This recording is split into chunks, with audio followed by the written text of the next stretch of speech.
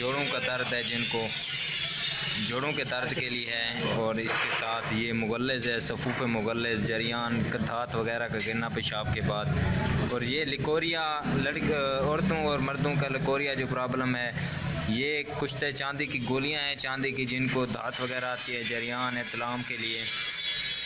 और ये कुछ तांबा की गोलियां हैं, इसमें बोर का दूध भी है, जिनकी मनी का मसला है, औलाद का मसला है, शंगरफ, कुछ शंगरफ और बोर के दूध की ये गोलियां हैं, तांबा की, कुछ तांबा की।